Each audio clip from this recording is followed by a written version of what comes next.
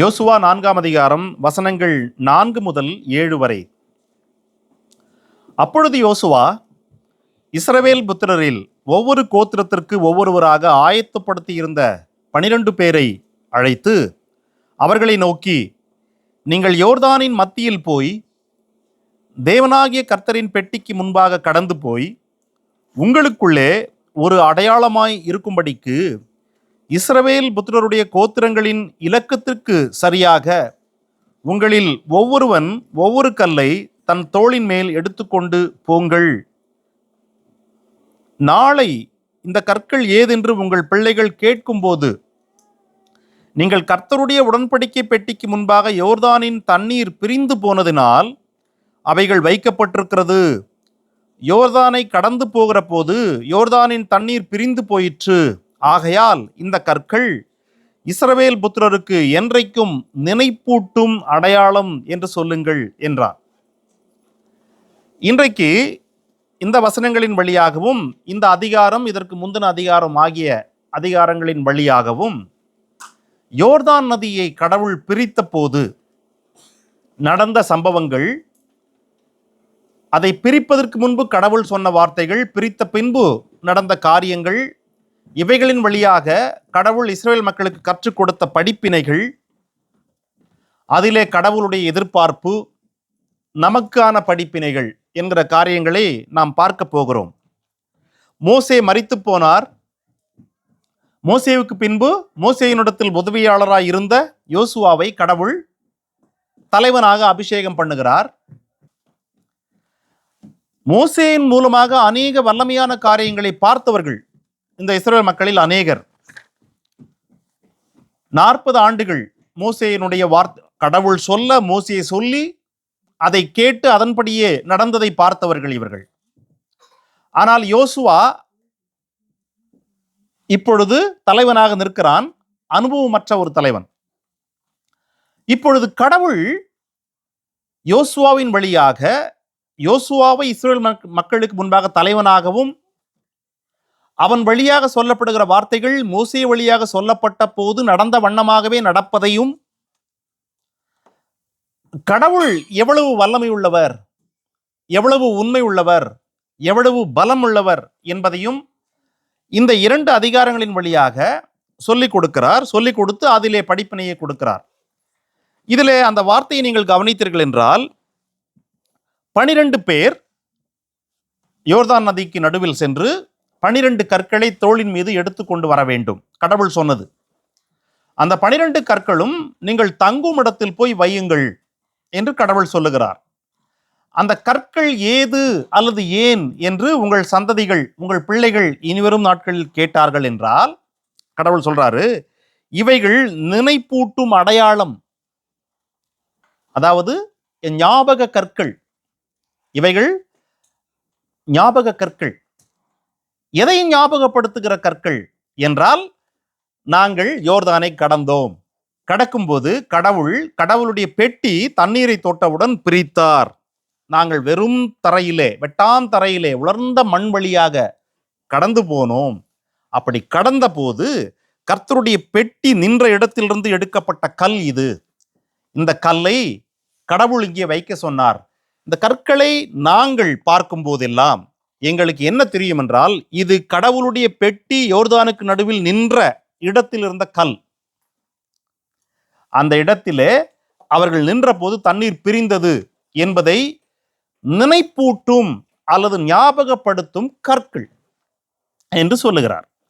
ஆக இந்த ஞாபகப்படுத்தும் கற்களாகிய, நினைப்பூட்டும் அடையாளமாகிய இந்த கற்கள் அவர்கள் மத்தியில் வருவதற்கு கடவுள் எப்படி காரியங்களை செய்கிறார் என்பதை நாம் சிந்திக்க போகிறோம் இந்த வசனங்களின் வழியாக மட்டுமே. திருப்புங்கள் 3ஆம் அதிகாரம் யோசுவா, அதிலே 7ஆம் வசனம் முதல் கர்த்தர் யோசுவாவை நோக்கி, நான் மோசேயோடு இருந்தது போல உன்னோடும் இருக்கிறேன் என்பதை இஸ்ரவேலர் எல்லோரும் அறியும்படிக்கு இன்று அவர்கள் கண்களுக்கு முன்பாக உன்னை மேன்மைப்படுத்துவேன். முதலாவது கடவுள் என்ன செய்கிறார்? இந்த யோசுவாவை மோசேயை போலவே உன்னை ஒரு தலைவனாக மக்கள் அங்கீகரித்துக் கொள்ளும்படி நான் உன்னை அவர்கள் கண்கள் முன்பாக மேன்மைப்படுத்துவேன். மோசே சொன்னதெல்லாம் அப்படியே நடந்தது. காரணம், மோசேயினிடத்தில் இவைகள் எல்லாவற்றையும் சொன்னது நான் தான். அதே வண்ணமாக நான் இப்பொழுது உன்னிடத்தில் சொல்லுகிறவைகளை எல்லாம் நீ அப்படியே அவர்களுக்கு சொல்லுகிற போது அது அப்படியே நடப்பதின் வழியாக உன்னை இஸ்ரவேல் மக்கள் கண்களுக்கு முன்பாக நான் மேன்மைப்படுத்துவேன். ஒரு தலைவனாக அவர்கள் உன்னை ஒத்துக்கொள்ளும்படி, அங்கீகரித்துக் கொள்ளும்படி மேன்மைப்படுத்துவேன். அதில் முதலாவது நீ இப்பொழுது சொல்ல போகிற காரியம் என்ன என்றால், உடன்படிக்கை பெட்டியை சுமக்கிற ஆசாரியரை பார்த்து, யோர்தான் தண்ணீர் ஓரத்தில் நீங்கள் போகும்போது தண்ணீரிலே நில்லுங்கள் யோர்தானில் என்று கட்டளையிடு என்று சொல்லுகிறார். இப்பொழுது யோசுவா அந்த ஆசாரியர்களை பார்க்கிறார். பெட்டியை எடுத்துக்கொண்டு போங்கள், போகிற வழியிலே யோர்தான் தண்ணீரில் உங்கள் கால்கள் பட்டவுடன் நில்லுங்கள் என்று சொல்றார். அவர் நில்லுங்கள் என்று சொல்லுகிறார்.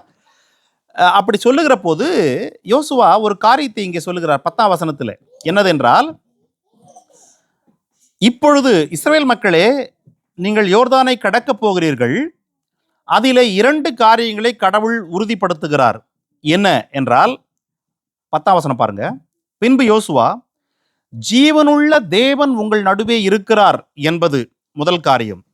ஜீவனுள்ள தேவன் உங்கள் நடுவில் இருக்கிறார் என்பதையும், அந்த தேவன் கானானியரையும் ஏத்தியரையும் ஏவியரையும் பெர்சியரையும் கிர்காசியரையும் எமோரியரையும் எபூசியரையும் உங்களுக்கு முன்பாக துரத்தி விடுவார் என்பதையும் நீங்கள் அறிந்து கொள்வதற்கு அடையாளமாக. இங்கே ஒரு அடையாளம் சொல்றாரு. என்னது அடையாளம்னா, உங்கள் மத்தியிலே ஜீவன் உள்ள தேவன் இருக்கிறார், உங்களோடு இப்பொழுது இருக்கிறார். யாரோடு? இஸ்ரவேல் மக்கள் யோர்தானுக்கு முன்பு நிற்கும் போது இருக்கிறார் என்பதை நீங்கள் அறிந்து கொள்வதற்கு ஒரு அடையாளம் நடக்கப் போகிறது இப்பொழுது. இரண்டாவது, நீங்கள் கானானுக்குள் யோர்தானை கடந்து போன பின்பு அங்கே இருக்கிற எல்லா ஜாதிகளையும் துரத்தி விட போகிறார் அதே கடவுள் என்பதற்குமான அடையாளமாக என்ன நடக்கிறது என்றால், பெட்டி முன்பே போகிறது. பிரியமானவர்களே, இஸ்ரவேல் மக்கள் செங்கடலுக்கு முன்பு வந்த போது அவர்களிடத்தில் பெட்டி இல்லை. செங்கடலுக்கு முன்பு வந்த போது அவர்களிடத்தில் பெட்டி இல்லை, ஒன்றுமில்லை. மோசே மட்டும்தான் இருந்தார். மோசேவின் கைகளில் ஒரு கோல் இருந்தது. கடவுள் சொன்னாரு, உன் கோலை ஓங்கி செங்கடல் மீது நீட்டு என்றார். அவன் செங்கடலுக்கு முன்பு மேலே கோலை நீட்டினான், கடல் பிளந்து விட்டது. இப்படி வந்தவர்கள் அவர்கள். ஆனால் இப்பொழுது கடவுள் சொல்லுகிறார், பெட்டி போய் நின்றவுடன் தண்ணீர் பிரியும். பெட்டியை சுமக்கிறவர்களுடைய கால் போய் நின்றவுடன் தண்ணீர் பிரியும். ஆகவே பெட்டி சுமக்கிற மக்களுடைய கால் தண்ணீரில் பட்டவுடன் தண்ணீர் பிரிகிறது அல்லவா? அதில் நீ என்ன அறிந்து கொள்ள வேண்டும் என்றால், கடவுள் உன் மத்தியில் இருக்கிறார், ஜீவனுள்ள கடவுள் உன் மத்தியில் இருக்கிறார் என்பதை நீ அறிந்து கொள்ள வேண்டும். அதற்கு இது அடையாளம். தண்ணீர் பிரிந்தால் it is a sign that God is with you. First thing. இரண்டாவது, தண்ணீர் பிரிந்தால் நீ அறிந்து கொள்ள வேண்டியது என்னவென்றால், கடவுள் அந்த எல்லா ஜாதிகளையும் துரத்த போகிறார். ஆக தண்ணீர் பிரிகிற வினாடியிலேயே அவர்களுக்கு 2 உத்தரவாதங்கள். ஒன்று, ஜீவனுள்ள தேவன் அவர்கள் நடுவில் வாசமாயிருக்கிறார், அவர்களோடு இருக்கிறார். இரண்டாவது, அந்த கடவுள் கானானில் இருக்கிற எல்லா ஜாதிகளையும் துரத்தி அவர்களுக்கு அதை தரப்போகிறார் என்பதை அறிந்து கொள்வார்கள் உடனடியாக. It won't happen immediately, but that is a assurance. அதுதான் கடவுள் அங்க சொல்றார். அடுத்ததாக 11ஆம் வசனத்துல யோசுவா கடவுளை என்னவென்று சொல்லுகிறான்னு பாருங்களேன். இதோ, அது வரைக்கும் இஸ்ரவேல் மக்கள் கடவுளை என்னவென்று அறிந்திருந்தார்கள் என்றால், ஆபிரகாமினுடைய தேவன், ஈசாக்கினுடைய தேவன், யாக்கோபினுடைய தேவன் ஆகிய எங்கள் முற்பிதாக்களுடைய தேவன், அப்படிதான் அறிஞ்சிருந்தாங்க. ஆனா கடவுள், யோசுவா இங்கே சொல்லுகிறார், சர்வ பூமிக்கும் ஆண்டவராய் இருக்கிற கடவுள். அதே சொல்லாடலை 13ஆம் வசனத்திலும் சொல்றாரு. சர்வ பூமிக்கும் ஆண்டவராகி இருக்கிற கர்த்தர். கடவுள் இஸ்ரவேல் மக்களுக்கு மட்டும் கடவுள் அல்ல, அவர்களுக்கான கடவுள் என்றுதான் எண்ணிக்கொண்டிருந்தார்கள். ஏனென்றால் பெலிசியர்களுக்கு வேறு கடவுள், அம்மோனியர்களுக்கு வேறு கடவுள், சீதோனியருக்கு வேறு கடவுள், மோவாபியருக்கு வேறு கடவுள் என்று அவர்கள் வைத்துக் கொண்டிருந்தாங்க மக்கள், சிலைகளை, ஒவ்வொரு உருவங்களை. ஆகவே எங்களுக்கு இவர் கடவுள் என்று இவர்கள் வைத்துக் கொண்டிருந்தார்கள். அது ஓரளவுக்கு உண்மைத்தான். ஆனால் கடவுளை குறித்து அவர்கள் முழுவதுமாய் அறிந்து கொள்ளவில்லை. அவர் எல்லோருக்கும் கடவுள். யார் அந்த எல்லோர் என்றால், அங்கே இருக்கிற ஜாதிகளும் தான் இந்த பக்கம் இருந்த ஜாதிகளும் தான் ஆகிய எல்லோருக்கும் அவர் கடவுள். அதுதான் அங்க நாம் கவனிக்க வேண்டும். சர்வ பூமிக்கும் ஆண்டவராக இருக்கிறவருடைய பெட்டி அது. இஸ்ரேல் மக்களுக்கு மட்டும் ஆண்டவராக இருக்கிறவருடைய பெட்டி அல்ல, சர்வ பூமிக்கும் ஆண்டவராக இருக்கிறவருடைய உடன்படிக்கை பெட்டி அது. அது யோர்தானுக்கு இப்பொழுது போகிறது. சம்பவிப்பது என்ன? 13ஆம் வசனம். பெட்டியை சுமக்கிற ஆசாரியர்கள் அவர்களுடைய உள்ளம் கால்கள் யோர்தானின் தண்ணீரிலே பட்ட மாத்திரத்தில் மேலே இருந்து ஓடி வருகிற தண்ணீர் ஓடாமல் குவியலாக நிற்கும். அதுதான் அடையாளம். கடவுள் இருக்கிறார் என்பதற்கும் வெற்றி தரப்போகிறார் என்பதற்கும். தென் பீப்புள் ஆர் ரெடி. பாருங்க, இந்த விஷயத்தை அப்படியே விசுவாசிச்சு யோசுவா மக்களுக்கு சொல்லுகிறார். அதை அப்படியே ஏற்றுக்கொண்டு மக்கள் பிள்ளை குட்டிகளை, ஆடு மாடுகளை, பெட்டி படுக்கைகளை எல்லாவற்றையும் எடுத்துக்கொண்டு யோர்தானுக்கு முன்பாக நிற்க துவங்குகிறார்கள். பின்னாடி பெட்டிக்கு பின்னாடி. That is a faith. அப்படி நிற்கிற அந்த மக்களுக்கு முன்பாக ஆசாரியர்கள் போகிறார்கள். 4 பேர் பெட்டியை சுமந்து கொண்டு. அவர்களுடைய கால்கள் தண்ணீரில் பட்டவுடன், குறிப்பாக அங்க நாம தெரிஞ்சு கொள்ள வேண்டிய விஷயம் என்னன்னா, அவர்கள் அங்கே கடந்தது ஸ்ப்ரிங். ஏறக்குறைய இஸ்ரேல் மக்களுடைய கேலண்டர் படி ஆபிப் மாதத்தினுடைய 10ஆம் தேதி அது. ஆபிப் மாதம். ஆபிப் மாதம் என்பது ஸ்ப்ரிங் மந்த்ஸ், அதாவது இந்த அறுவடை காலம். அறுவடை காலம் வேதம் சொல்லுகிறது பாருங்க, 15ஆம் வசனத்துல, யோர்தான் அறுப்பு காலம் முழுவதும் கரை புரண்டு ஓடும். இந்த யோர்தான் நதியினுடைய இதை வரலாறு சொல்லுகிறது. ஏறக்கூடிய 10 அடி ஆழம் உள்ள ஒரு நதியாது. அதுவும் இவர்கள் கடந்த அந்த இடம் ஏறக்குறைய 10 அடி ஆழம். 10 அடி ஆழம்னா நீ கரையிலிருந்து இப்படி இறங்குனா இந்த ஹைட்டு, இவ்வளோ கீழே இறங்கி தான் இப்படி கடக்கணும். ஏறக்குறைய 100 அடி அகலம் உள்ளதான். 100 அடி அகலம். அதிலே குறைந்தபட்சம் 25 லட்சம் மக்கள் கடக்க வேண்டும். இதுதான் சூழ்நிலை. ஆனால் யோர்தான் நதியோ கரை புரண்டு ஓடுகிறது. 10 அடி ஆழம் உள்ள கரை வரைக்கும் புரண்டு முழுவதுமாய் ஓடிக்கொண்டிருக்கிறது அறுப்பு காலத்தில். அவிதமான சமயத்திலே கடவுள் சொல்லுகிறார், ஆசாரியர்களை இறங்க சொல்லி பெட்டி எடுத்துக்கணும். தண்ணீர் கரை புரண்டு ஓடுகிற போது தன் கால்களை வேறு ஒரு பொருளை தோள் மீது சுமந்து கொண்டு கால்களை வைக்க நம்பிக்கை வேண்டும். சொன்ன வார்த்தையின் மீது, சொன்னவரின் மீது நம்பிக்கை வேண்டும். நம்பிக்கையோடு அவர்கள் காலை வைத்தார்கள். ஏற்கனவே நம்பி போய் செங்கடல்ல கால் வைன்னு கடவுள் சொல்லலை, பிரித்து விட்டு தான் இறங்கி போங்கன்னு சொன்னார். செங்கடல்ல பிரித்த பின்பு தான் நடந்து போங்கன்னு சொன்னார். ஆனால் இங்கே தண்ணீர் ஓடுகிற போது காலை வை என்று சொல்லுகிறார் பெட்டியை சுமக்கிறவர்களுக்கு. அவர்கள் வைக்கிறாங்க. பட்டவுடன் 16ஆம் வசனம், மேலே இருந்து ஓடி வருகிற தண்ணீர் நின்று சார்த்தானுக்கு அடுத்த ஆதாம் ஊர் வரைக்கும் ஒரு குவியலாக குவிந்தது. ஒரு குவியலாக குவிந்து நின்றதான். அந்த காட்சியை நீங்கள் கண்ணுக்கு கொண்டு வாங்களேன். கால் வைத்தவுடன் தண்ணீர் இந்த அவங்க கால் வச்ச இடத்தை தாண்டி விட்ட தண்ணீர் ஓடிவிட்டது. ஆனால் அதற்கு மேல் இருக்கிற தண்ணீர் அப்படியே தேங்க துவங்குகிறது. தேங்குது. 10 அடி ஆழம் உள்ள இந்த யோர்தானுடைய கரை வரைக்கும் தேங்குகிறது. தேங்கி விட்ட பின்பு அது அப்படியே அந்த எண்டு வரைக்கும் தேங்குதான். இந்த ஆதாம் என்கிற ஊர் இருக்குல்ல, இங்க சொல்லுகிறது, அது அவர்கள் கடந்த அந்த இடத்திலிருந்து 29 கிலோமீட்டர் 29 கிலோமீட்டர் தூரம் வரைக்குமான அவ்வளவு தூரத்திற்கு இந்த தண்ணீர் மதில் போல நின்றதாம். That is a greatest miracle. 29 almost 29 kilometre, more than 29 kilometre வரைக்கும் தண்ணீர் மதில் போல நின்றது, குவியலாக நின்றது. ஜனங்கள் தரையிலே, தண்ணீரற்ற தரையிலே, உலர்ந்த தரையிலே, 17ஆம் வசனத்தினுடைய கடைசி பகுதி, உலர்ந்த தண்ணீரற்ற தரையிலே நடந்து போனார்கள். அவர்கள் நடந்து போய் எல்லோரும் நடந்து போகிற வரைக்கும் இந்த தண்ணீர் குவியலாய் நின்றது. இப்போ இந்த தண்ணீர் பிரிந்துச்சு, குவியலாய் நிற்குது. கரையேற ஒவ்வொருத்தருடைய இருதயத்திற்குள்ள என்னவா இருந்திருக்கும்? ஒவ்வொரு பெண்மணி, ஒவ்வொரு யுத்த புருஷர்கள், ஒவ்வொரு சிறு பிள்ளைகள், அவர்கள் எல்லோருக்கும் என்ன அஷூரன்ஸ் அவங்க கரையேறும் போதுனாக்கா, காட் இஸ் வித் அஸ். ஜீவனுள்ள கடவுள் நம்மோடு இருக்கிறார். இப்பொழுது இந்த தேசத்தில் இருக்க எல்லா ஜாதிகளையும் துரத்தி நமக்கு வெற்றி தரப்போகிறார். 2 காரியங்கள் அவர்களுக்கு அஷூர் ஆயிடுச்சு. கடவுள் சொன்ன வண்ணமாகவே நடந்து இஸ் இட் நாட்? பிரியமானவர்களே, இந்த கோகாத்தியர்கள் தான் பெட்டியை சுமந்தாங்க. கோகாத்தியர்கள் லேவி வம்சத்துல. இந்த கோகாத்தியர்களுடைய கால்கள் பட்டவுடன் தண்ணீர் பிரிந்த வண்ணமாகவே கடவுளை தங்களுடைய இருதயங்களில் சுமக்கிற மனிதர்கள் கடவுள் சொல்லுகிற இடங்களுக்கு போகிற போது, கடவுள் சொல்லுகிற காரியங்களை செய்ய விளையும் போது, அவர்களுக்கு முன்பு இருக்கிற எவ்விதமான ஒரு சூழலும் அவர்களுக்கு வழிவிடாமல் தயங்குவது இல்லை. கோகாத்தியர்கள் கடவுள் சொன்ன வார்த்தையை கேட்டு இறங்கும் போது, அது பெட்டியை சுமந்து கொண்டு இறங்கும் போது, யூ அண்டர்ஸ்டாண்ட்?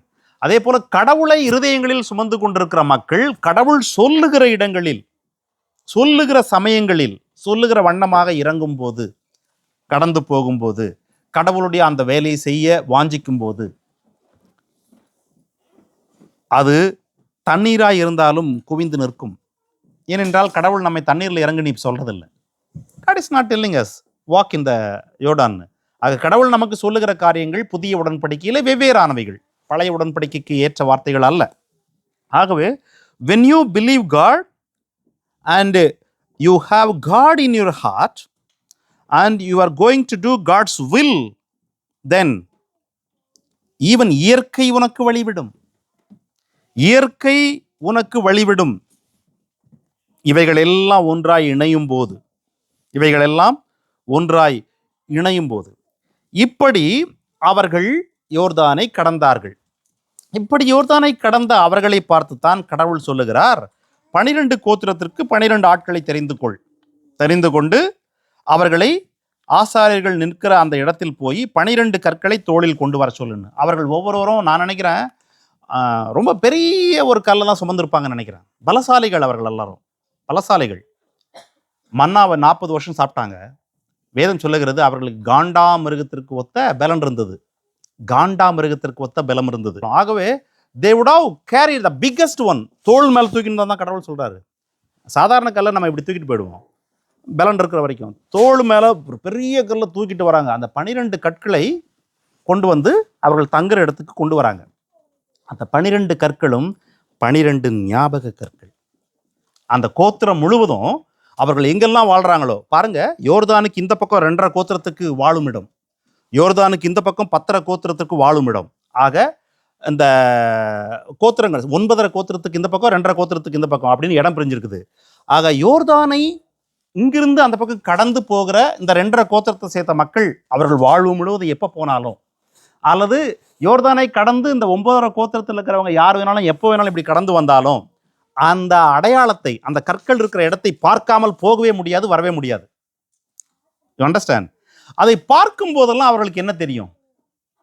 இங்கேதான் தண்ணீர் பிரிந்தது, இங்கேதான் கர்த்தருடைய பெட்டி நின்றது, இங்கேதான் கடவுள் தண்ணீரை குவியலாக நிறுத்தினார், இங்கேதான் நாங்கள் உணர்ந்து கொண்டோம் கடவுள், ஜீவனுள்ள கடவுள் எங்கள் மத்தியில் இருக்கிறார், இங்கேதான் நாங்கள் உத்தரவாதத்தை பெற்றோம் கடவுளிடத்திலே, கடவுள் எங்களுக்கு இந்த ஜாதிகளை துரத்தி வெற்றியை தரப்போகிறார். திஸ் இஸ் ஞாபக கற்கள் என்று அவர்கள் தலைமுறை தோறும் எப்பொழுதுமே நினைத்திருப்பார்கள் அல்லவா? அப்படி நினைக்க வேண்டும் என்றுதான் கடவுள் அவர்களுக்கு சொன்னார், இந்த கற்களை எடுத்துக்கொண்டு போக சொல்லி. பாருங்க, நம்ம இந்த 3ஆம் அதிகாரம் 7ஆம் வசனத்தை வாசிக்கும் போது என்னன்னு வாசிச்சோம்? கடவுள் யோசுவாவோட சொல்றாரு, நான் இன்றைக்கு உன்னை இஸ்ரவேல் மக்கள் முன்பாக மேன்மைப்படுத்துவேன், மூசையோடு இருந்தது போலவே உன்னோடு இருக்கிறேன் என்பதை, இல்லையா? முதலாவது அந்த காரியம் இங்க நடக்குது. எப்போ நடக்குதுன்னா 14ஆம் வசனத்தை பாருங்க, 4ஆம் அதிகாரம் 14, அதுல முதலாவது அந்த காரியம் நடக்கிறது. அந்நாளிலே கர்த்தர் யோசுவாவை சகல இஸ்ரவேலின் கண்களுக்கு முன்பாக மேன்மைப்படுத்தினார். அவர்கள் மோசேக்கு பயந்திருந்தது போல அவனுக்கும் அவன் உயிரோடு இருந்த நாளெல்லாம் பயந்திருந்தார்கள். யோசுவாவுக்கு ஏறக்குறைய 80 வயது. இப்போ ஏறக்குறைய 80 வயது அவன் கிடக்கும்போது, இந்த 80 வயதிலிருந்து அவன் மரிக்கும் வரைக்குமான எஞ்சி இருக்கிற நாட்கள் முழுவதும் இஸ்ரவேல் மக்கள் மோசேவுக்கு எப்படி பயந்திருந்தார்களோ, எப்படி கீழ்ப்படிந்திருந்தார்களோ, அதே வண்ணமாக இவனுக்கு பயந்து கீழ்ப்படிந்து இருந்தார்கள். காரணம், கடவுள் அவனை தலைவனாக அவர்கள் முன்பாக மேன்மைப்படுத்தினார். சொன்னபடியே அவன் போய் நில்லுங்க என்று சொன்னவுடன் நில்லுங்கள் தண்ணீர் பிரியும் என்றான். நின்றார்கள், தண்ணீர் பிரிந்தது. By happening that one, they feared him and they accept him as a leader. God கடவுள் அவனை மேன்மைப்படுத்தினார். முதலாவது அது நடந்துருச்சு. இரண்டாவது என்ன என்றால், கற்களை எடுத்துக்கொண்டு வருகிறார்கள். கற்களை எடுத்துக்கொண்டு வந்ததுக்கு அப்புறம் கடவுள் சொல்றாரு, ஆசாரியர்களுக்கு இப்போ நீ என்ன சொல்லு, கரையேறி வாருங்கள் என்று கூப்பிடு என்று சொல்லுகிறார். பாருங்க, அவர்கள் 25 லட்சம் மக்கள் கடக்கிற வரைக்கும் ஏறக்குறைய 8 மணி நேரம் வரைக்கும் இருக்கலாம், அல்லது ஈவன் 10 மணி நேரம் இருக்கலாம். 100 அடி தூரம் தான் என்றாலும் அவ்வளோ பேரும் இறங்கி ஏறணும் இல்லையா? அவ்வளோ மக்கள் கடக்கும் வரைக்கும் அந்த ஆசாரியர்கள் நின்ற இடத்தில் நிலையாக அந்த பெட்டியை சுமந்து கொண்டு நிற்கிறார்கள். அப்படி நின்று கொண்டிருந்த அவர்களுக்கு கரையேறி வாருங்கள். கடைசி ஆசாரியன் இருக்கான் இல்லையா, 4வது பின்னாடி இருக்கிறவங்க, அவர்களுடைய கடைசி கால் தண்ணீரிலிருந்து எடுத்தவுடன் வசனம் சொல்லுது, 19ஆம் வசனம், அப்பொழுது கர்த்தருடைய பெட்டியை சுமக்கிற ஆசாரியர் யோர்தான் நடுவிலிருந்து ஏறி அவர்கள் உள்ளம் கால்கள் தரையில் ஊன்றின போது யோர்தானின் தண்ணீர்கள் தங்களிடத்திற்கு திரும்பி முன்போல கரையெங்கும் புரண்டது. அது வரைக்கும் அது மதில் போல நின்றுச்சான். God is mighty. அவர் கடவுள் வல்லமை உள்ளவர், வல்லமையான ஒரு கடவுள் அவர். இந்த புத்தகத்தில் 3 சம்பவம் இருக்குதுங்க. யோசுவா புத்தகத்தில் 3மே கடவுளுடைய மைட்டிய காட்டுற சம்பவம். ஒன்று யோர்தான் பிரிந்தது, இன்னொன்று எரிகோவின் கோட்டை தண்ணில் தானே விழுந்தது, எதுவுமே பண்ணாம, வெடிகுண்டு வெடிக்காம, பீரங்கியை பயன்படுத்தாம தண்ணில் தானே இடிந்து விழுந்தது அவர்கள் ஆர்ப்பரிக்கும் போது, அதை கடவுள் சொல்லும் போது செய்த போது. 3வது சூரியனும் சந்திரனும் அதனதின் இடங்களில் தரித்து நின்றது. அந்த நாள் அந்த யுத்தம் முடியும் வரைக்கும் அப்படியே நின்றுச்சு ரெண்டும். இந்த 3மே கடவுளுடைய பராக்கிரமம், வல்லமை இந்த உலகத்திற்கு காட்டப்பட்டது. குறிப்பாக இந்த இஸ்ரேல் மக்களுக்கு காட்டப்பட்டது. அதன் வழியாக அது எழுதப்பட்டது. அதன் வழியாக அது இந்த உலகத்திற்கு ஆண்டாண்டு காலமாக காட்டப்பட்டு கொண்டு வருகிறது. 3 கிரேட்டஸ்ட் மைட்டிஃபுல் திங்ஸ் கடவுள் செய்தது, நடந்துச்சு, எல்லாம் முடிந்து விட்டது. பிரியமானவர்களே, தென் வாட் ஹேப்பன் என்றால், கடவுள் தன்னுடைய வல்லமையை எப்படி காட்டுகிறார் பாருங்களேன். அந்த இதில் யோர்தான் பிரிஞ்சதுல, God in his wisdom he knows யோர்தான் நதியில் தண்ணி எப்போ வற்றி போகும் இயல்பாகவே, எப்போ குறையும் இயல்பாகவே. ஏன்னா மழைக்காலம் முடிந்து பனிக்காலம் முடிந்து தண்ணீரெல்லாம் உருகி கரை புரண்டு ஓடுகிற காலம் ஒன்று உண்டு. கோடை காலம் வருகிற போது மெதுமெதுவாகவே தண்ணீர் வற்றி ஒரு சின்ன ஒரு நீரோடையாக போகிற இதை நம்ம பார்த்துருக்கணும். பயங்கரமான மழை இருக்கும்போது நம்மளுடைய ஆம்பூர் ஆறு நிறைஞ்சு ஓடும், வேலூர் ஆறு நிறைஞ்சு ஓடும். மழை முடிஞ்ச கொஞ்ச நாளில் நடுவில் கொஞ்சம் இடத்துல மட்டும் தண்ணி போகும், எங்கேயா ஒரு இடத்துல மட்டும், மற்றபடி எல்லாம் காய்ந்து போயிருக்கோம் இல்லையா? ஆக கடவுளுக்கு தெரியும், இன்னும் ஒரு 2 மாதம் காத்திருந்தா யோர்தானில் தண்ணியே இருக்காது. ஆசாரியர்கள் போய் நின்னா மட்டும் தான் வழி விடணும்னு அவசியமே இல்லை. they can easily walk away. But no, God choose to demonstrate his power when Jordan was completely full with his full strength. அதனுடைய முழுமையான சக்தியோடு வல்லமையாய் ஓடிக்கொண்டிருக்கிற ஒரு ஆறை பிரிப்பதின் வழியாக கடவுள் தன்னுடைய மைட்டிய பவரை அங்கே காட்டுவதற்கு கடவுள் தீர்மானித்தார், செய்து முடித்தார். 2 மாதம் என்ன வெயிட் பண்ணியிருந்தாங்கன்னா அவன் தன்னால் நடந்து போயிருப்பாங்க. அவர்களுக்கு அதுக்கப்புறம் அது ஞாபகமே இருந்திருக்காது. தண்ணில் தானே நடந்து போயிருந்தாங்கன்னா they no need to even remember that. Is it not? நீங்கள் நல்லா கவனிச்சு பாருங்க. அதுக்கு ஜஸ்ட் ஒரு 10 days ஆர் 15 days ஆர் 20 டேஸ்க்கு முன்னாடி தான் 2 ஸ்பைங்க வந்து யோர்தானை கடந்து எரிகோக்குள்ள போகிறாங்க. யோசுவா அனுப்பின 2 ஸ்பைங்க போய் எரிகோ எப்படிப்பட்டதுன்னு பார்த்துன்னு வராங்க. அந்த 2 ஸ்பையும் தான் கடந்து போனப்போ தண்ணீர் புரண்டு தான் ஓடிந்திருக்கும். ஒன்றும் அது பிரியல. ஆகவே அவன் அதில் கடவுள் அவனுக்கு மைட்டியாக ஹெல்ப் பண்ணாரு, தண்ணியை பிரிச்சாருன்னு சொல்றதுக்கு அவனுக்கு ஒன்றுமே இல்லை. But this incident almost 25 lakhs people remembered in their heart. அவர்கள் வாழ்க்கை முழுவதும் அவர்களுக்கு பிறக்கிற பிள்ளைகள் கேள்வி கேட்கும்போது பதில் சொல்வதற்கு இந்த கற்களும் வர இருக்குது. This is where it happened, this is how it happened என்று சொல்வதற்கு.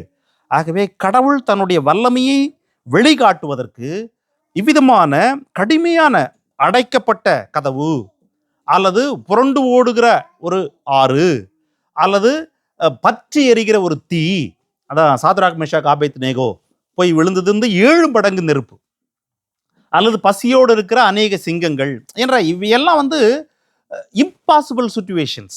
அவைகளிலே கடவுள் தன்னுடைய மகிமையை, தன்னுடைய வல்லமையை வெளிக்காட்டுவதற்கு எப்பொழுதுமே அவர் பயன்படுத்தி, மக்கள் அவைகளிலே பாடத்தை கற்றுக்கொள்ள வேண்டும், அவைகளை ஒரு நினைவு கற்களாக வைத்துக்கொள்ள வேண்டும், வைத்துக்கொண்டு கடவுள் எவ்வளவு வல்லமை உள்ளவர் என்பதை அவர்கள் சந்ததிகளுக்கு சொல்ல வேண்டும். இதுதான் கடவுளுடைய சித்தம். பாருங்க என்ன நடக்குது. 20ஆம் வசனம். அவர்கள் யோர்தானிலிருந்து எடுத்துக்கொண்டு வந்த அந்த 12 கற்களையும் யோசுவா கில்காலிலே நாட்டினான். கில்கால் என்பது எரிகோ கரை ஏறி முடித்த கொஞ்ச தூரத்தில் இருக்கிற ஒரு இடத்திற்கு கில்கால் என்று பெயர். அந்த யோர்தான் கரையேறி முடித்த எரிகோவுக்கு கொஞ்சம் முன்பு இருக்கிற ஒரு இடத்திற்கு கில்கால் என்று பெயர். அங்கேதான் இஸ்ரவேல் மக்கள் பாளையம் இறங்குகிறார்கள். இந்த பாளையம் அங்கே ஏறக்குறைய எவ்வளவு நாளைக்கு இருந்துச்சு என்றால், ஏறக்குறைய 25-30 ஆண்டுகளுக்கு இருந்துச்சு அந்த பாளையம். அங்கிருந்து தான் இஸ்ரவேல் மக்களுடைய யுத்த புருஷர் இஸ்ரவேல் தேசம் முழுவதும் யுத்தத்திற்கு போனாங்க. பட் பெண்கள், பிள்ளைகள், குடும்பங்கள் இங்கே பாளையம் தங்கியிருந்தாங்க. அங்கேதான் இந்த 12 கற்களை யோசுவா நாட்டுகிறார். கடவுள் சொல்லி அங்கே நாட்டி வச்சுட்டு சொல்றார் பாருங்க, இஸ்ரவேல் புத்திரரை நோக்கி, நாளைக்கு அல்லது இனி எதிர்வரும் காலங்களில் உங்கள் பிள்ளைகள் இந்த கற்கள் ஏது என்று தங்கள் பிதாக்களை கேட்கும்போது நீங்கள் உங்கள் பிள்ளைகளுக்கு அறிவிக்க வேண்டியது என்னவென்றால், கடவுள் எங்களுக்கு ஏற்கனவே சொன்னாரு, என்னன்னு, கால் பட்டவன தண்ணி பிரியும் சொன்னாரு, கடவுள் எங்கள் மத்தியிலே வாழ்கிறேன் என்று சொன்னாரு, கடவுள் எங்களுக்கு வெற்றியை தருவேன் என்று சொன்னாரு. அது நடந்துச்சு என்பதற்கான அடையாளம் இது. முதல்ல கூடுதலாக பூமியின் சகல ஜனங்களும் கர்த்தருடைய கரம் பலத்தது என்று அறியும்படிக்கும் இஸ்ரவேல் மக்களாகிய அனைவரும் நீங்கள் சகல நாளும் உங்கள் தேவனாகிய கர்த்தருக்கு பயப்படும்படிக்கும். இது 2 காரியம். இங்க ஏற்கனவே அங்க ஜீவனுள்ள தேவன், கூடுதலாக வெற்றி. இங்கே பூமியில் உள்ள சகல ஜனங்களும் கர்த்தருடைய கரம் பலத்தது என்று அறியும்படிக்கும் நீங்கள் சகல நாளும் தேவனாகிய கர்த்தருக்கு பயப்படும்படிக்கும் தான் கடவுள் தண்ணீரை பிரித்தார். 24ஆம் வசனம். சிவந்த சமுத்திரத்தின் தண்ணீரை நாங்கள் கடந்து போகும் வரைக்கும் பிரித்த வண்ணமாகவே யோர்தானின் தண்ணீரை கடவுள் பிரித்தார். எதற்காக பிரித்தாரு? கடவுள் வல்லமை உள்ளவர் என்று பூமி முழுவதும் அறிந்து கொள்ள வேண்டும். அறிந்து கொண்ட பின்பு என்ன செய்ய வேண்டும்? கடவுளுக்கு பயப்பட வேண்டும். வல்லமை உள்ளவர், அவர் எது வேணாலும் செய்ய முடியும்.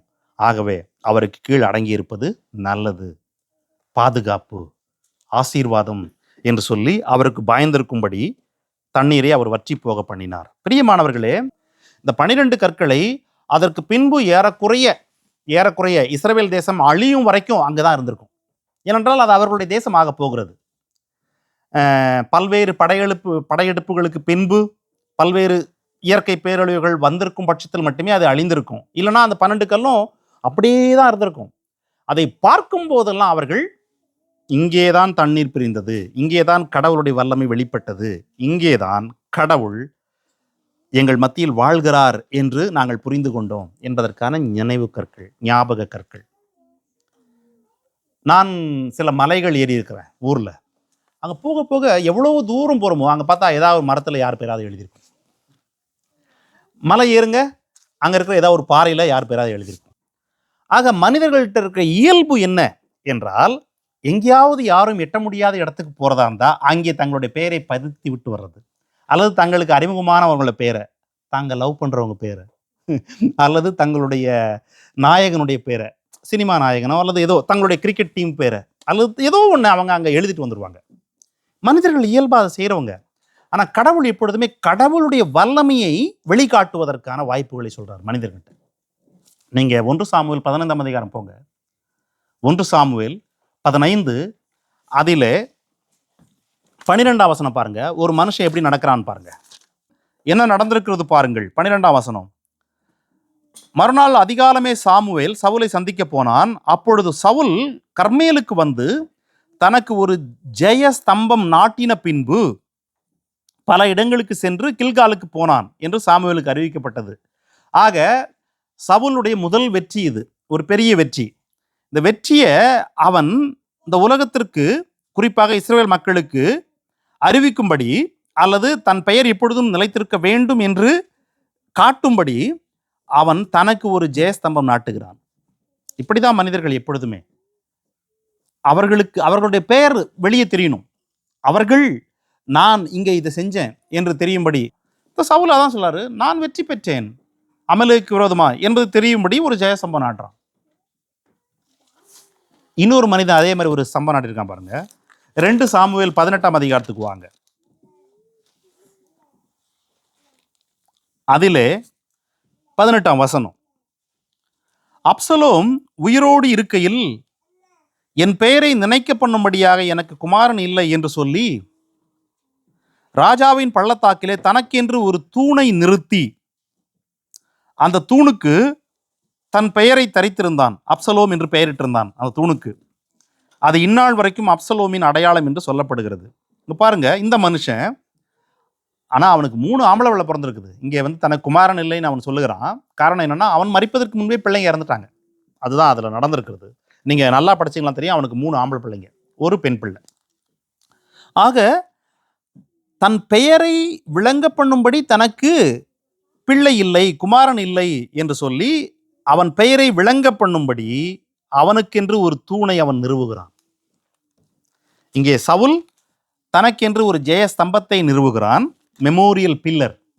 இங்கே அப்சலோம் தனக்கென்று தன் பெயர் விளங்க பண்ணும்படி ஒரு மெமோரியல் பில்லரை நிறுவுகிறான். ஆனால் கடவுள் எப்பொழுதுமே அதில் வாஞ்சை கொள்வது இல்லை. மனிதர்களுக்கென்று ஒரு நினைவு தூணை, ஒரு அடையாள தூணை நாட்டுவதை விட மனிதர்கள் கடவுள் தங்கள் வாழ்க்கையில் செயல்பட்ட விதங்களை, கடவுள் தங்களுடைய வாழ்க்கையில் தன்னுடைய வல்லமையை வெளிப்படுத்தின விதங்களை, வழிநடத்தின வழிமுறைகளை எப்பொழுதுமே ஞாபக கற்களாக தங்கள் வாழ்க்கையில் வைத்திருக்க வேண்டும் என்றும், அதை பீரோல மறைச்சு வைக்கிறதுக்கு இல்லை அந்த ஞாபக கற்கள், அதை தங்கள் பிள்ளைகளுக்கு அறிவிக்க வேண்டும் என்றும் தான் வாஞ்சிக்கிறார். பிரியமானவர்களே, உங்கள் வாழ்க்கையிலே நீங்கள் எத்தனையோ வழிமுறைகளிலே கடந்து போயிருப்பீங்க. வேலையை இழந்திருப்பீங்க, அல்லது பல்வேறு தோல்விகளை அனுபவிச்சிருப்பீங்க, அல்லது பல்வேறு ஆபத்தான சூழலுக்கு நடுவில் போய் காப்பாற்றப்பட்டிருப்பீங்க. பல பல காரியங்கள் உங்களுக்கு நடந்திருக்கும் உங்கள் வாழ்க்கையில். இவைகள் எல்லாவற்றையும் நாம் ஜெபிக்கிறோம், கடவுள் கரங்களில் நன்மையை பெற்றுக்கொள்கிறோம். சபைகளில் உங்களுக்கு வாய்ப்பு இருக்கும்போது சாட்சிகளாக சொல்கிறீங்க. இங்கேயும் சரி, உங்கள் வாழ்க்கையில் எங்கெங்கேயும் சொல்லியிருப்பீங்க. அது அன்னைக்கோடு முடிஞ்சிருது. கேட்டவங்க சபையில் இருக்க 10 பேரோ 20 பேரோ அல்லது எவ்வளவோ.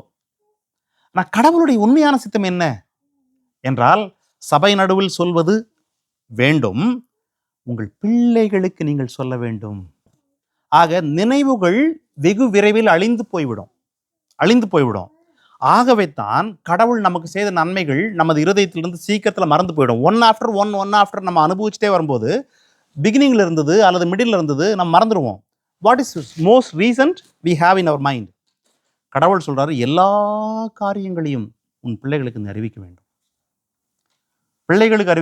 whenever you sit as a mother or father with your children, சாப்பிடும்போது, உட்கார்ந்திருக்கும் போது, பேசும்போது, நடக்கும்போது, பல்வேறு சமயங்களில் you need to talk. கடவுள் உங்கள் வாழ்க்கையில் செஞ்சது. இதெல்லாம் நம்ம காட்டுவதன் வழியாக நம்ம என்ன சொல்ல வரோம்னா, நான் பாடுபட்டேன்னா இல்லை, அல்லது நான் இப்படி சக்சஸ்ஃபுல்லாக பண்ணிட்டேன் இல்லை. கடவுள் என் வாழ்க்கையில் எனக்கு இறங்கினார், கடவுள் என் வாழ்க்கையில் என்னை பாதுகாத்தார், கடவுள் என் வாழ்க்கையில் என்னை ஆசீர்வதித்தார். ஆகவே கடவுள் நான் ஜெபித்த ஜெபங்களை கேட்டு பதிலளித்தார், கடவுள் என் கண்ணீரை துடைத்தார். ஆகவே நீயும் வாழ்க்கையில் தடுமாறும் போது, ஒரு அடைக்கப்பட்ட கதவுக்கு முன்பு வருகிற போது, போராட்டங்களை சந்திக்கும் போது, ஜெபி, God will hear you. ஜெபி, God will hear you என்று சொல்லி நாம் சொல்லுவதற்கு நமது வாழ்க்கையிலே ஞாபக கற்கள் இருக்க வேண்டும். You have plenty of memories in your life. For example, சிம்பிளாக சொல்கிறேன், ஒருவேளை நீங்கள் கர்ப்பமாயிட்டீங்க, கல்யாணமான உடனே, நீங்கள் இன்னைக்கு இருக்கிற நாட்களில் அந்த கர்ப்பத்தை டெஸ்ட் பண்ணுறதுக்கு நம்மகிட்ட என்ன இருக்குதுங்க, இந்த டெஸ்ட் பண்ணுறது இருக்குது. அதை அப்படியே பாதுகாப்பாக வச்சுருப்பாங்க சில பேர் வீட்டில். உதாரணத்துக்கு சொல்கிறேன். அதே போல் தான் பிள்ளை பயன்படுத்தின முதல் பொருளை வச்சுருப்பாங்க, அல்லது தான் பயன்படுத்தின முதல் பொருள், இப்படி ஒவ்வொருத்தரும் ஒவ்வொரு காரியங்களை வச்சுருப்பாங்களா. எதற்கு வச்சுருக்கீங்க? ஞாபகம். அந்த நினைவு ஒரு இனிமையான ஒரு நினைவு தானே, ஒரு மகிழ்ச்சியான ஒரு நினைவு தானே. இது உலக வாழ்க்கையில் எல்லாரும் செய்யறது தான், தப்பு இல்லை, தப்பு இல்லை. But spiritually you need to have a ஞாபக கற்கள், ஒரு ஞாபக கற்கள். நீ கடந்து போன வாழ்க்கையில, பிரியமானவர்களே, நீ கடந்து போற வாழ்க்கையில, நீங்க கடந்து போற வாழ்க்கையில எல்லா இடத்துலையும் ஞாபக கற்களை வச்சுட்டு வான்னு சொல்லல கடவுள். பட் டேக் த அந்த மெமோரியல் ஸ்டோனை கையில் எடுத்துக்கோ, நீ வாழ்கிற இடத்தில் வைத்துக்கொள், நீ வாழ்கிற இடத்தில் வைத்துக்கொள். அப்பொழுதுதான் உன் பிள்ளை பார்க்கும்போது கேட்கும், what is that? Then you need to explain. You understand? செங்கடலை கடவுள் பிரிச்சார் தானே, அவங்க கடந்தாங்க தானே. செங்கடல் கடந்த உடனே கடவுள் மோசே கிட்ட இங்கே ஒரு 12 கல்லை எடுத்து வை கடல் நடுவுலன்னு சொல்லவே இல்லை. செங்கடலை கடந்து வந்த இஸ்ரவேலர்கள்ட்ட கடலுக்குள் போய் 12 கல்லை கொண்டு வந்து இங்க வைங்க என்று சொல்லவே இல்லை. ஏன் என்றால் அவர்கள் அது பயணம் செய்கிற பாதை மட்டும்தான், பயணம் செய்கிற பாதை மட்டும்தான். யோர்தான்ல மட்டும் ஏன் சொன்னாரு? அவர்கள் அங்கேதான் வாழப் போகிறார்கள், அது அவர்களுடைய தேசம். ஆகவே வாழ்கிற இடத்தில் நீ உன் கடவுள் உன் வாழ்க்கையில் செய்த வல்லமையான காரியங்களை நினைவுபடுத்தும்படியான ஞாபக கற்களை நீ வைத்துக்கொண்டு உன் பிள்ளைகளுக்கு கற்றுக் கொடுக்க வேண்டும். போன பாதைகளிலெல்லாம் நம்ம அடையாளம் வச்சுட்டு போகணும்னு அவசியம் இல்லை. அதனால தான் கடவுள் அங்கே வைக்க சொல்லலை, இங்கே வைக்க சொன்னார். ஆக பிரியமானவர்களே, இந்த 12 கற்களிலே கடவுளுடைய வல்லமையை, கடவுளுடைய மகத்துவத்தை, கடவுளுடைய பயங்கரத்தை ஒரு அடையாளமாக, ஞாபகமாக கில்காலிலே நாட்டப்பட்டது. யோசுவா எவ்வளவு ஹார்ட்ஃபெல்ட் பாருங்க. 9ஆம் வசனம் பாருங்க. இங்கே கற்களை நாட்டி விட்டான், நாட்ட போறாரு. ஆனா இன்னொரு கல்லை அங்க நாட்டுறாரு பாருங்க. 9ஆம் வசனம். யோர்தானின் நடுவிலும் உடன்படிக்கை பெட்டியை சுமந்த ஆசாரியரின் கால்கள் நின்ற இடத்திலே யோசுவா 12 கற்களை நாட்டினான். அங்கேயும் ஒரு 12 கல்லை யோசுவா நாட்டுறாரு. That is his gratefulness to God. கடவுள் இவ்விதமான அற்புதத்தை செய்தாரே என்று சொல்லி கடவுள் சொல்லாமலேயே அங்கே 12 கற்களை நாட்டுகிறான். இந்த புத்தகம் சொல்லுகிறது அவைகள் இந்நாள் மட்டும் இருக்கிறது. இந்நாள் மட்டும்னா not up to today, up to the book was written. இந்த புத்தகம் கடைசி லைன் எழுதுற வரைக்குமா அது இருக்குது. யோசுவா மரித்து போன பின்பும் இந்த புத்தகம் எழுதப்பட்டுச்சு. ஒரு 5 ஆண்டுகள் அது வரைக்கும் அந்த கல் அங்கே தான் இருந்திருக்குது. ஏறக்குறைய 40-50 ஆண்டுகளா. யோர்தானுக்கு நடுவில் 12 கற்கள்.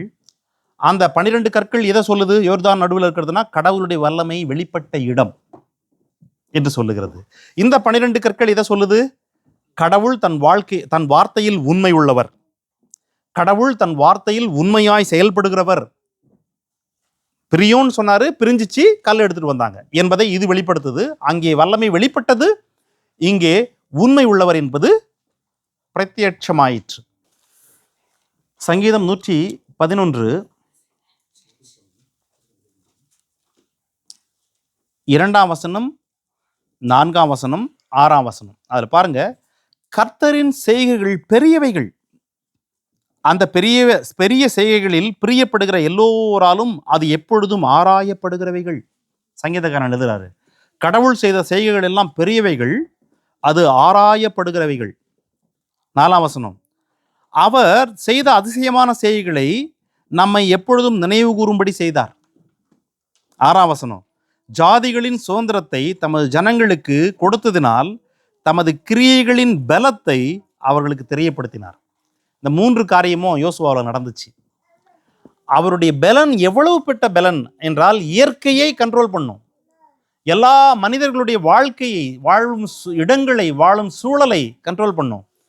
ஆகவே அந்த இடத்தை அவர்களுக்கு கொடுத்ததின் வழியாக அவருடைய கிரியைகளின் பலத்தை அவர்களுக்கு தெரியப்படுத்தினார். அவர் செய்த எல்லா கிரியைகளையும், அதிசயமான செய்கைகளையும் இவர்கள் எப்பொழுதும் நினைவு கூறும்படி செய்தார். அவருடைய செய்கைகள் பெரியவைகள், அநேகரால் அல்லது கடவுளை நேசிக்கிறவர்களால் ஆராயப்படுகிறவைகள். இதை தான் நம்ம செய்கிறோம் எப்பொழுதுமே. வேத வசனங்களை நாம் ஏன் வாசிக்கிறோம்? வேதத்தில் கடந்த 3000 ஆண்டுகளுக்கு முன்பு, 4000 ஆண்டுகளுக்கு முன்பு நடந்த காரியங்களை தொடர்ந்து நாம் ஏன் பேசுகிறோம், ஏன் படிக்கிறோம்? அவைகளில் நாம் ஏன் படிப்பினை கற்றுக்கொள்கிறோம் என்றால், அவைகள் ஆராயப்பட தகுந்தவைகள். காரணம், அவைகளை செய்த கடவுள் பெரியவர், அந்த செய்கைகள் பெரியது, அவர் வல்லமை உள்ளவர், அதிசயமானவைகள் அவைகள். அதிசயம்னாவே என்னங்க? எப்போதாவது நடக்கிறது தான் அதிசயம், இல்லையா? எப்போதாவது நடக்கிறது தான் அதிசயம். ஆகவே தினசரி நடக்காத அதிசயம். தினசரி நடந்தால் அது அதிசயம் அல்ல, அதிசயம் அல்ல. எப்பொழுதாவது நடந்தால் அதிசயம். அதனால தான் இன்னைக்கு வரைக்கும் செங்கடல் பிரிந்தது, யோர்தான் பிரிந்தது, இப்போ வரைக்கும் வேற எதுவும் பிரியல. அவசியம் இல்லை. எப்பொழுதாவது கடவுளுடைய வல்லமையை வெளிப்படுத்த வேண்டும் இந்த உலகத்திற்கு என்றால் தான் அது நடக்கும். அப்படி அவர் ஏற்கனவே வெளிப்படுத்தி establish his name in every possible way. But இன்றைக்கும் கடவுளுடைய நாமத்தில் அதிசயங்கள் நடக்கிறது. Not like partying the river. சுகம் கிடைக்கிறது, மனிதர்களுக்கு விடுதலை ஆக்கப்படுகிறார்கள். அற்புதமான முறையிலே கடவுள் மனிதர்களை போஷிக்கிறார், நடத்துகிறார். அது ஒவ்வொன்றும் வித்தியாசமானது. ஆனால் கடவுளுடைய வல்ல செயல்கள் எப்பொழுதுமே பெரியவைகள், ஆராயப்பட தகுந்தவைகள். அவைகளை நினைவு கூற வேண்டும், அவைகளை நமது பிள்ளைகளுக்கு அறிவிக்க வேண்டும். சங்கீதக்காரன் சொல்றான், சங்கீதம் 118, சங்கீதம் 118 அதனுடைய 17ஆம் வசனத்தில் சொல்றான், நான் சாகாமல் பிழைத்திருந்து கர்த்தரின் செய்கைகளை விவரிப்பேன் என்று சொல்லுகிறான். சாவாமல் பிழைத்திருந்து கர்த்தருடைய செய்கைகளை விவரிப்பேன். ஆக கர்த்தர் அவன் வாழ்க்கையில் செய்த செயல்களை அவன் யாருக்கு விவரிக்க முடியும்? அதை எழுதினவன் 118ஆம் சங்கீதத்தில் எழுதினவன் அவனுடைய பிள்ளைகளுக்கு, அவனுடைய குடும்பத்தின் மக்களுக்கு. ஆக கடவுள் உங்களை நடத்தின விதங்கள், நேற்றைக்கு நான் சகோதரர்கிட்ட பேசிட்டு இருந்தேன். பேசும்போது அவருடைய வாழ்க்கையில் அவர் கடந்து போன அநேக காரியங்களை அவர் என்கிட்ட ஷேர் பண்ணார். நான் கடந்து போன அநேக பாதைகளை ஷேர் பண்ணிட்டு நான் அவர்கிட்ட சொன்னேன், you need to share this thing. சொல்லிட்டு என்னன்னு சொன்னா, கடவுள் எவ்வளவு பெரியவர் என்பது அதில் வெளிப்படும். கடவுள் எவ்வளவு திட்டமிட்டு காரியங்களை செய்து உங்களை நடத்தி இருக்கிறார், எப்படி காப்பாற்றி இருக்கிறார், எப்படி கொண்டு வந்து கண்மலை மேல் நிறுத்தி இருக்கிறார், எப்படி பள்ளத்தாக்குகளை நீ கடந்து போகும்போது கைப்பிடித்திருக்கிறார் என்பதை நீங்கள் அறிவிக்க வேண்டும். சபைக்கு, உன் பிள்ளைகளுக்கு, உன் குடும்பத்திற்கு. It's very essential my dear brothers. நம்ம ரிசீவ் பண்ணிக்கிறோம், பட் வி ஆர் நாட், அதை சொல்லுவதில்லை கடவுள்கிட்ட. எனக்கா ஒரு நாள் சபையில் ஒரு சாட்சி சொல்லிடுறோம். That's not a thing. நீ தொடர்ந்து உன் வாழ்வு முழுவதும் சொல்லிக்கொண்டே இருக்க வேண்டும். God is so good என்று சொல்ல வேண்டும். God is so good. How? நீ எவ்வளவு உன் ஹார்ட் ஃபுல்லா இருக்குதோ with thankfulness, that will overflow. அந்த ஓவர்ஃப்ளோவில் தான் நம்ம பிள்ளைங்கள்ட்ட போய் ஒப்படைக்கணும். அதை நம்ம பிள்ளைங்க உங்க வாழ்க்கையில் நடந்த காரியங்களை நினைவில் வைத்திருக்கிறாங்க, அதை இன்னொரு இடத்துல ஷேர் பண்றாங்க என்னைக்காவது என்றால் நீங்க சொல்லியிருக்கீங்கன்னு அர்த்தம், நீங்க சொல்லி வளர்க்குறீங்கன்னு அர்த்தம். குறிப்பாக கடவுள் செய்த நன்மைகளை, கடவுள் வழிநடத்தின விதங்களை, கடவுள் பதில் கொடுத்த விதங்களை. ஆகவே we need to, குறிப்பாக சொல்றேன், உதாரணத்திற்கு ரோக்கிலா அந்த தேசத்திற்கு வந்து முதல் 4 மாதங்களிலேயே அவங்களுடைய வேலை போயிடுச்சு. ஏன்னா ஏஜென்ட் ஏமாத்திட்டான் அவங்கள. ஒரு ஏஜென்ட் வழியாக வந்தாங்க, ஒரு குறிப்பிட்ட அளவு காசை கட்டிட்டு ஒரு நர்சிங் ஹோமில், டென்ஷாக்லின் இருக்கிற நர்சிங் ஹோமில் வேலைக்கு சேர்ந்து 4 மாதம் முடிஞ்சோடனே அந்த நர்சிங் ஹோம் மேனேஜ்மெண்ட்டு கூப்பிட்டு, அடுத்த மாதத்துலேருந்து உங்களுக்கு வேலை இல்லை, காரணம் நீங்கள் வந்திருக்கிறது ஒரு மெட்டர்னிட்டி கவர் போஸ்ட் தான், மெட்டர்னிட்டி முடிஞ்சோடனே அவங்க வந்துடுவாங்க லீவ் முடிஞ்சோடனே. ஐயோ நான் ஃபுல் டைம் கான்ட்ராக்டில் தான் வந்திருக்கிறேன், எனக்கு அப்படி தானே கொடுத்தாங்க அப்படின்னு இவங்க சொல்ல, ஐயோ அவங்க உங்களை ஏமாத்திட்டு இருக்காங்க, நாங்கள் உங்களை மெட்டர்னிட்டி போஸ்ட்டு மட்டும் தான் எடுத்துருக்குறோம் என்று சொல்லி வேலை இல்லை. அதுக்கப்புறம் மாதத்துக்கு ஒரு ஷிஃப்ட் தரேன்னு சொன்னாங்களா அல்லது வாரத்துக்கு ஒரு ஷிஃப்ட் தரேன்னு சொன்னாங்களா, அப்படி தான் கடைசியில் பரிதாபத்தின் அடிப்படையில் கொடுத்தாங்க.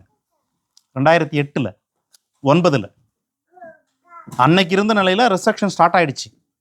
எங்கேயுமே வேலைகள் இல்லை, எங்கேயுமே இது இல்லை, யாருக்கும் புதுசாக வர்றதுக்கு வாய்ப்பு இல்லை. அவைகளை எத்தனை முறை நீங்கள் உங்கள் பிள்ளைங்களுக்கு சொல்லியிருக்கீங்க? கடவுள் என்னை பாதுகாத்தார், கடவுள் என்னை பொறுப்படுத்தி கொண்டார், கடவுள் என்னை நடத்தினார். கடைசியில் பாருங்க, இப்போ நான் ஒரு வேலை செஞ்சுட்டு இருக்கிறேன், அதுக்கப்புறம் எனக்கு திருமணம் ஆச்சு, அதுக்கப்புறம் எனக்கு நீங்கள் பிறந்தீங்க, God is so good என்று நாம் சொல்லணும். சொல்லியிருக்கீங்களா? இது போல ஒவ்வொருத்தருக்கும் உதாரணத்தை சொன்னாங்க. எப்பொழுதெல்லாம் கடவுள் நம்மை கரம் பிடித்தார், பாதுகாத்தார், கொண்டு போய் சேர்த்தார் என்கிற சம்பவங்களை அடிக்கடி நமது பிள்ளைகளுக்கு நாம் சொல்ல வேண்டும். சொல்லி கடவுளை போய் ஒட்டிக்கொள் அல்லது கடவுளை போய் சார்ந்து கொள், கடவுளை துதி என்று கற்றுத்தருவதற்கு இந்த ஞாபக கற்கள், அது ஒரு ஞாபக கல். அவர் வாழ்க்கையில் நடந்தது ஒரு பல ஞாபக கற்கள். இந்த ஞாபக கற்கள் உதவியா இருக்கும். we need to live with that. அந்த ஞாபக கற்களோடு வாழணும். இது போல ஒரு நினைவு கற்களை வைத்திருக்க வேண்டும். Not physically, spiritually. நாங்கள் ஃபினோர் என்கிற இடத்துக்கு போனோம். 4 நாள் தங்கியிருந்தோம், 4 குடும்பங்களா. அங்கேருந்து வரும்போது நான் அங்கேருந்து அந்த அந்த பீச்லேருந்து நான் கொண்டு வந்த கற்கள் இன்னும் எங்கள் வீட்டில் இருக்குது, ஞாபக கற்கள். அந்த கல்லில் கோவிட் டைமில் எங்கள் பிள்ளைங்க எல்லாரும் பெயிண்ட் அடித்து Jesus loves you, smile always, God is love அப்படின்லாம் எழுதி எங்கள் வீட்டுக்கு முன்னாடி இருக்கிற அந்த பாதையில் வச்சுருந்தாங்க. ஒரு 7, 8, 10 கல்லை. வருகிற போகிறவங்கெல்லாம் நின்று அதை படிச்சுட்டு போவாங்க. எப்படி அதுக்கான வாய்ப்பு வந்துச்சு? அங்கிருந்து கொண்டு வந்த கல், ஞாபக கல். It's not necessary, but what I'm telling is, அப்படி நீங்கள் வைத்திருக்கிற பொருட்கள் மூலமாக நினைவுகள் வெளிப்படுதில்லை. அதை பார்க்கும்போதெல்லாம் அங்கே போயிட்டு வந்தோம் என்பது போலவே நாம் கடவுள் நமது வாழ்வில் செய்த நன்மைகளை, ரட்சித்த விதத்தை, பாதுகாத்த விதத்தை, பதில் கொடுத்த விதத்தை ஞாபக கற்களாய் வைத்துக்கொண்டு நமது பிள்ளைகளுக்கு சொல்லி, இந்த சமுதாயத்திற்கு சொல்லி, இந்த சபையிலே அறிக்கையிட்டு கர்த்தருடைய நாமத்தை உயர்த்த வேண்டும். That is what God's calling for us. கடவுள் நம்மை அதற்குத்தான் அழைத்திருக்கிறார். Take this word, put in your heart and glorify God. May God bless you. நாம் கண்களை மூடி ஜெபிப்போம்.